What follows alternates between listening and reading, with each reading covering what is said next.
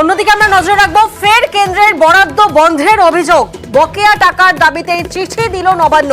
বরাদ্দের টাকা চেয়ে কেন্দ্রকে চিঠি নবান্নের। প্রতিনিধি সোমরাজ এই মুহূর্তে আমাদের সঙ্গে রয়েছেন। সোমরাজ, তোমার থেকে একটু জানার চেষ্টা করবো যে বরাদ্দের টাকা চেয়ে কেন্দ্রকে চিঠি দেওয়া হয়েছে, চিঠি দিয়েছে নবান্ন, সেক্ষেত্রে কোন কোন খাতে বরাদ্দ বন্ধ উল্লেখ করা হয়েছে? অত্যন্ত গুরুত্বপূর্ণ। স্কুল শিক্ষা দপ্তরের অধীনে সমগ্র শিক্ষা অভিযান প্রকল্পের টাকা বরাদ্দ বন্ধ করে দিয়েছে কেন্দ্রীয় শিক্ষা মন্ত্রক, তেমনটাই অভিযোগ রাজ্যের। আর এই অভিযোগকে সামনে রেখেই কার্যত সেই বরাদ্দ টাকা চেয়ে ফের চিঠি দিল নবান্ন ও রাজ্য স্কুল শিক্ষা দপ্তর।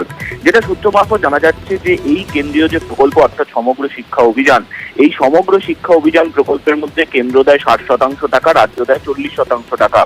গত জানুয়ারি মাসের পর থেকে এই প্রকল্পে টাকা বন্ধ করে দিয়েছে কেন্দ্রীয় শিক্ষা মন্ত্রক, তেমনটাই দাবি রাজ্য স্কুল শিক্ষা দপ্তরের।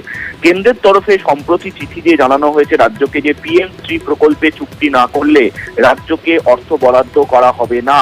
আর তা নিয়েই রাজ্য ফের পাল্টা চিঠি দিল এবং জানাচ্ছে যে কেন্দ্রের তরফে যে যুক্তি দেওয়া হচ্ছে তা অসাংবিধানিক। কারণ স্কুল শিক্ষা মৌলিক অধিকারের মধ্যে পড়ে, ফলত যে যুক্তিতে কেন্দ্র টাকা আটকে রেখেছে তা অসাংবিধানিক, তেমনটাই বলছে রাজ্য।